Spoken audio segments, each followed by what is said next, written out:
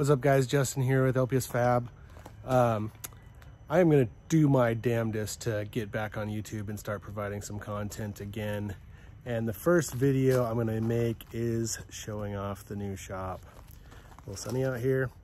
So let's go inside and check it out.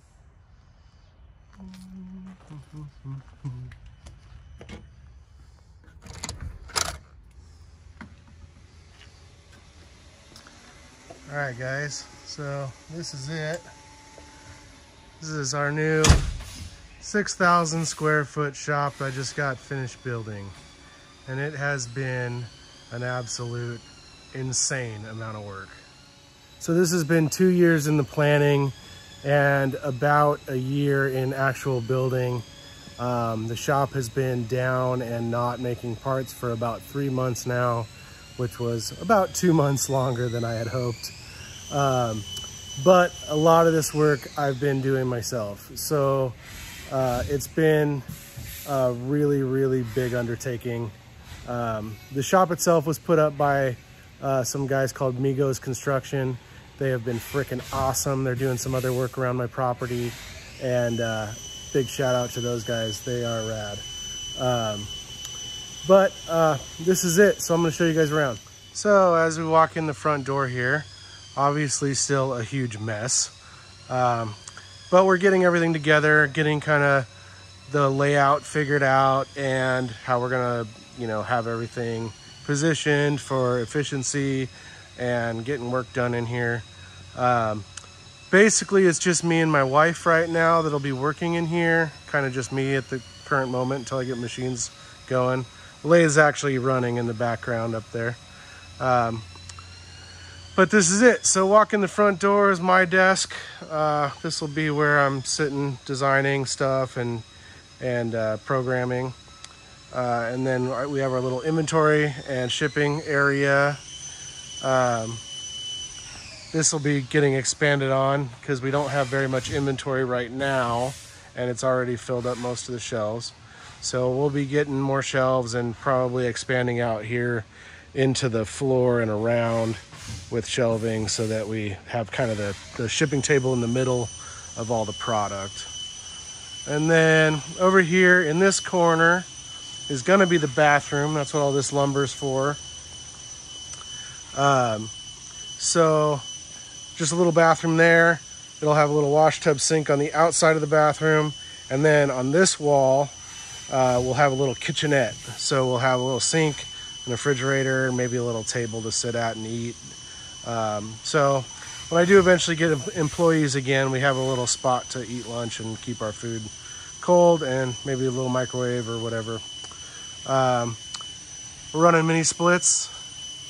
We got the indoor units up, but the outdoor units aren't up yet. So we're currently just, running without HVAC. However, I insulated the crap out of this floor. So it has a stem wall that the building is mounted on. And then inside of that is 8 inches of fiber reinforced concrete. But along that stem wall that goes around the whole building, I insulated it with foam insulation. And that seems to have made a huge difference in the way that this building maintains temperature. Basically, it radiates ground temperature up into the building. And even on like 100-degree days here, it was only about 75 in here. And right now, it's getting down to in the 40s at night, and it's still about 68 degrees in here. So it works quite well, even without the HVAC running. We'll see when we get into some more extreme cold temperatures. But I don't really think the HVAC's going to be doing a whole lot in here. It's very efficient. We also have R30 in the walls and R38 in the lid for insulation. So it's a pretty efficient space, it seems already. LED lighting throughout. The building is 100 feet by 60 feet. So it's a pretty big space, but it's already filling up fast. And I'm absolutely, I don't know where I had all this stuff, because my last building was 36 by 60, and pretty much all of this crap was in there. So I'm not sure how I made that function, but we were definitely out of space. So back there's the front door. Here in the middle between the two roll-up doors is kind of the little dirty area. So we have our saws, we have our manual mill, manual lathe, and basically that's going to be kind of a little fabrication / production saw area where most of the dirty stuff stays, and hopefully we can kind of keep the mess contained there. So basically these two guys are probably going to move to over there on the other side of the door. I'm going to do a little half wall over here that kind of separates the front door from the shop. So if visitors come, they kind of are kept out of the shop just for liability purposes. So I'm gonna have a little area here on the inside of this door, little work area. So I'm probably gonna move the shear and the box brake over there. And then this will be a little more open here. But basically I have a little kind of manual area, lathe, mill, and this is our beast saw that hacks material up to prep for the machines. And that is kind of a messy thing. And then I put up, we have just this vinyl backing on all the insulation, but I put up some of these plastic backs here where we're gonna have the grinders and stuff, just so we don't light anything on fire, hopefully. A couple tumblers, buffer, grinder. And then over here is the machine shop. There's our outdoor units that haven't been put up yet outside, so that's going to be a big project. I need to find somebody to help me with that because I got the indoor units up myself, but that's a bit much for me. So walking over here into the machine shop, I'll come over here in the middle. Lathe's running some parts for Kaizen Speed right now. These little guys, little O-ring plug of some kind. But basically this is the same 4 machines we had, DT1, DS30 SSY, VF2 SSYT, and a VF2 SS. So those are all kind of put in this end of the shop just to be kind of a little efficient work area, and all of our tooling and tool holders, and these are individual customer production fixtures and things like that are all organized here. We have way better organization than I used to have, so it's really huge. This guy, you guys might want to know. I know if you're a machinist, you're probably familiar with these shrink fit tool holders. So these you heat up, drop the tool in, and then when they cool down, they clamp the tool tight as heck, and they're very rigid and awesome tool holders. The problem is that the heater, the industrial heater to do those with for the actual name brand one is about $16,000. I built this setup for about 300 bucks. So this is an induction heater off eBay, a little tool holder just for the BT40 tools, and all that's bolted down to the shelving unit. I've got power here for the 220 circuit and the 110 circuit. This is a water cooler for it. The power supplies are mounted underneath. But basically this works freaking great, and it was super cheap, and I just kind of built an adjustable stand. You can put the tool holder in there, and then I have my switches here, turn on the coolant, turn on the heat. So that works awesome. Pretty easy to figure out on your own if you guys are interested in doing that. And then over here is our air systems running right now. It's probably why it's a little loud. I'll wait for that to shut off, and then I'll talk about that. All right, so the lathe is still running in the background, so it's still a bit loud, but at least the compressor is not running. So this is the same compressor I had. Love this compressor. I've had it for 7 years. It's been pretty flawless. with the exception of a contactor switch going out, which was a pretty easy fix, but I think the main culprit to that was that it turned on and off so often in the old shop. So what I've done here is I got a couple extra air tanks used off Marketplace. So I added a whole bunch more volume to the system so that the compressor doesn't have to turn on and off as often. So it takes longer to bleed down. It'll stay on longer when it's pumping up, but it doesn't turn on and off, which I think is what wears those components out. So that's been a lot better already. I also have all these tanks auto draining with this little auto drain device. So I think I have it every 45 minutes or so, it just clicks it on for a couple seconds and drains any water that might be in any of these tanks outside, basically. So power for those is there. The whole system is done in 3/4 PEX. It's pretty elaborate. I basically made big squares in almost every one of these bays throughout the shop, so that it's really easy to tie in air anywhere we want in the future. It also gives it a lot more volume, and it allows flow to come from 2 directions to most of the fittings. So you don't really have an issue with flow. With the air dryer I have and everything on the compressor, I haven't had any water in the line issues. One of the things you could have done was suspended this down from the ceiling and then had the takeoffs from the that go down to the machines or to your air fittings go up vertically before they come down to keep water out of them. But I haven't had an issue, so I just chose the easy route on that, even though it was still a whole bunch of work. I also have water coming into the shop, same blue line, so it's kind of hard to differentiate, but it comes in there.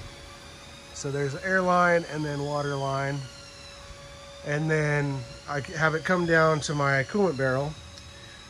In the future, I think what I'm going to do is I'm going to have this go back into a system with a check valve, like a one-way valve, and then I'm going to have it go up and drop to each machine, and then I'm going to put a float valve in the coolant tanks, so that basically anytime the coolant tanks run a little bit low, it will automatically fill them.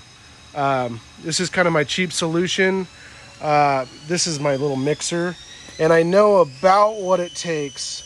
So it's about, I put it on about 6 to get my 8% coolant mix, and about 2.5 is typically what we fill up buckets with to keep that 8% in the machine. So I think if I leave it at that 2.5 and have it auto fill the machines, I think it'll be pretty close to that 8%, and we can periodically check that and you know, make sure they're staying at that proper level. But I think it won't be too hard, because we've already kind of figured that out and what it takes to maintain that. So that might be pretty cool in the future. Let's see what else. So machine shop's back there. In this area on the back wall is kind of the weld area. Welder's there. That's going to get turned into a weld bench. I'm going to probably have the lift in front of here, toolboxes on one side, weld bench on the other. Welders can get to the lift or to the bench. I also have that big fixture table back there that will end up on one side or the other here. But you'll notice that this bay is going to be fairly empty. So what I have planned for that is hopefully in the future, probably a couple years down the road, because I'm broke, this building has bled me dry. But hopefully in the future, that'll be where we put a new horizontal machine. And then we have plans to maybe upgrade the little VF2 SS to a VF3 or a VF4 maybe, with a rotary axis. So I can do some little bit bigger parts in there. and then have the horizontal for big production stuff. But that's just kind of a pipe dream currently. But I actually have the space to expand, which is huge, because the last shop I literally couldn't do anything. We were at capacity, and it was just too much to try to expand anything, to move anything around. Even to pull a machine out of there would have been just a huge undertaking, because there was just so much stuff in there. So this move has been a lot, but it is absolutely going to be worth it in the long run, because we have place to expand. Yeah, I think it's going to be pretty awesome. All right, so let's talk a little bit about future plans and business in general. I've had a lot of trouble finding labor, skilled labor that can do this kind of stuff. I'm sure there's guys out there, but you know, you got to pay them a lot if they're knowledgeable, which I don't make a ton of money, so it's hard to do that. You know, maybe that could balance itself out in the future, but my main focus is going to be automation. So basically more throughput with the same amount of labor is my goal. So that's why we want to be able to expand to better machines and more automation, and you know, maybe some pallet changers and things like that. Robot arms could be a possibility, but it's kind of a balance, and you know, I got to make the money first. So that's going to be a little while, but we'll talk about that as we go forward. And then you know, just business in general is hard, so you need to be able to make money efficiently, and I've always done that based on my quality and being able to be a low barrier to entry for people, allowing them to, you know, give me a napkin sketch and I can do the design work and programming work and make their parts manufacturable and things like that. So I've always been that like easy to approach for the little guy kind of thing. But as I go forward, the more I realize I don't have enough time to continue doing that. So I need to focus more on production, and I need to focus more on automation and efficiency of manufacturing. So there's some other guys on YouTube, Peerless and you know, Titans, and a lot of these guys that talk about efficiency. They talk about lean manufacturing. They're really correct. If you want to be successful in this arena, you have to be efficient labor-wise, programming-wise, machine-wise. But we all got to start somewhere, and this is where I'm at this point. I've been full-time about 7 years now, and I've gotten to this point. Most of that I've had like one employee, but I lost one due to sickness or illness, and then I lost another one just because of the move, and they didn't want to change locations, which is fine. And to be honest, I didn't have the work to keep them anyway at this point. So it's just a balance, and you know, going forward, that's kind of my focus, and we're gonna just keep trucking along and continuing to try to you know, make everything more efficient, you know, more production, and you know, just keep doing things. So the future of my YouTube channel, I know some of you guys that have followed for years are, you know, probably just sick of waiting and happy you probably unfollowed, but that's okay. I am gonna very, very diligently try to get some more YouTube content going.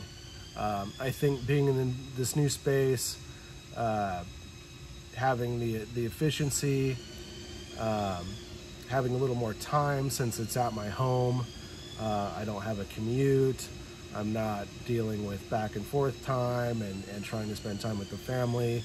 I can, you know, have machines running and be eating dinner with my wife. So there's some huge time savings as far as having this at my home. So I think it'll give me a little bit more time to create content and hopefully provide something interesting, educational for you guys. So let me know down in the comments what you want to see, what you'd like to learn. I have a couple small things planned, an unboxing and review video for a new piece of equipment, and possibly a silly little project that we'll talk about in another video. But anyway, thanks for watching. Let me know. Subscribe if you want. I really don't care, but you know, the older I get, the more I want to pass my knowledge on to others, and I find a lot of value in that. So hopefully I can provide something of value to you guys, and we'll be focusing a little more on the manufacturing and fabrication side of things. Not so much the automotive, although we will do a little bit of that. But anyway, we'll see you guys soon. Thanks for watching.